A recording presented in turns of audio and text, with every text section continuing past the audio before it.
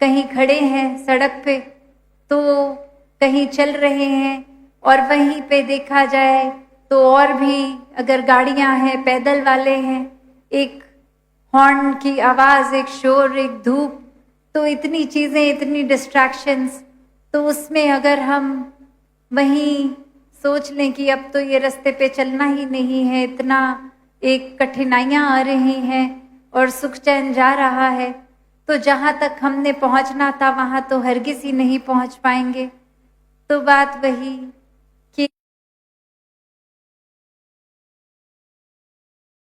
कि हमने अवश्य जहाँ पहुँचना है वहाँ तक तो पहुँचना है, और कोई ऐसी जादू भी नहीं होगा कि अब हमें रास्ते में सिर्फ फूल की पंखुड़ियाँ मिलेंगी, एक अच्छा हमारे हिसाब से सब कुछ मिलेगा। नहीं, वो रास्ता भी वही होगा, रास्ते पे ट्रैफिक भी उतना, शोर भी उतना, गर्मी भी उतनी। तो भी जब ये मंजिल याद रहती है, और ये मंजिल सबसे एक उस रूप में भी कि हर कदम पे तो दातार साथ है, फिर क्या शोर और क्या सन्नाटा, क्या सर्दी, क्या गर्मी, तो ये रास्ता बहुत ही सहज हो जाता है।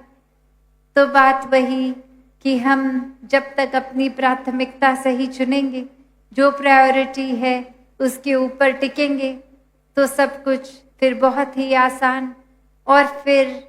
हर एक के लिए हम खुद भी रास्ता बनाएंगे, अपना रास्ता चलते हुए भी, कि साथ कोई और चलने वाला है तो उसको भी जगह देंगे उसी फुटपाथ पे। गाड़ी अगर हम चला रहे हैं तो फिर एक दूसरे की भी चेतनता रखनी है कि कैसे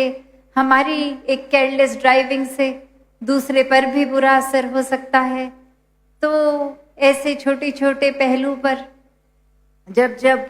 निराकार का ध्यान लेकर करेंगे तो हर चीज़ में वो फिर ऑटोमेटिकली हमारा बेस्ट ही होगा कि हमने एनर्जी फोकस उन्हीं चीज़ों में पूरी तरह लगा दी जो वाकई ही हमें भी एक आराम दे रही हैं, और औरों के लिए भी हम माध्यम बन रहे हैं कुछ आसान जीवन, ये जिंदगी जीने का। तो भक्तों ने तो ऐसे ही हर समय समझाया, ऐसा ही एक जीवन चलना सिखाया कि कैसे एक माध्यम बनना है। हमेशा कोई हमने जिम्मेवारियों से पल्ला नहीं झाड़ना कि एक हम अपने घर परिवार को तो देख रहे हैं, ये समाज और दुनिया की हमें क्या पड़ी है। नहीं, भक्त तो यही समझाते हैं कि परिवार कुछ गिनती के लोग नहीं हैं, परिवार तो पूरा संसार है, और इसी संसार को हमारा प्रयास ये रहा है कि कैसे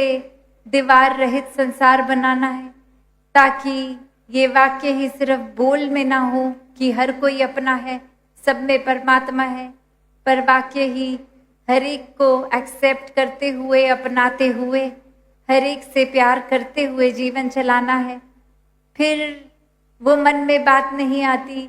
कि सिर्फ कल्याण उन्हीं का हो जिनको हम जानते हैं।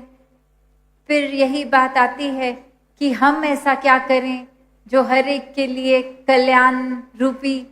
एक कार्य बन जाए। तो बात वही जहाँ से शुरू हुई थी कि कैसे जब जीवन वाक्य ही निराकार पे आधारित है, और निराकार से जुड़ने के लिए ही ये सेवा, सुमिरन और सत्संग कितना ज़रूरी। अक्सर ये इम्पोर्टेंस भी हम भूल जाते हैं। कई बार इतने आराम से एक होता है जहन में कि चलो हमारा सत्संग भवन घर से तो दूर नहीं है, आज अगर बिजी है कल सत्संग चले जाएंगे, सुबह की मिस हो गई तो शाम को चले जाएंगे। ऐसे हम किस तरह से ये सत्संग को भी एक फॉर ग्रांटेड ले लेते हैं कि ये कहाँ जा रहा है, भवन तो वहीं का वहीं है, अभी नहीं तो कल से ही। एक ये लापरवाही जो हम करते हैं, और ये भाव भी मन में नहीं एक ला कर कि कोई बात नहीं, आज नहीं तो कल, तो इससे नुकसान सिर्फ हमारा है, क्योंकि क्या पता ये प्रयास हम आज अगर करते तो कुछ ऐसा ये कान सुनते, ये दिल सुनता, जो वाकई ही जीवन प्रवर्तित करने वाली बात है। क्योंकि भक्तों का, संतों का तो हर वचन इतना कीमती होता है। वो अलग अलग तरीकों से बातें कही गई, निराकार से ही जोड़ती हैं, निराकार पे ही आधारित। तो क्या पता आज ऐसा कोई वचन सुनने मिलता।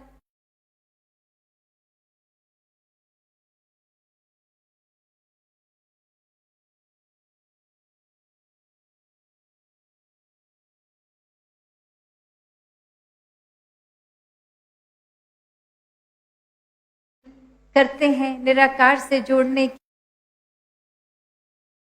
के तरीकों से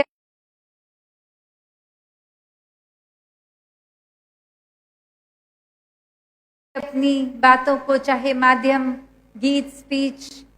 एक कविता रूप या अन्य कैसे भी, पर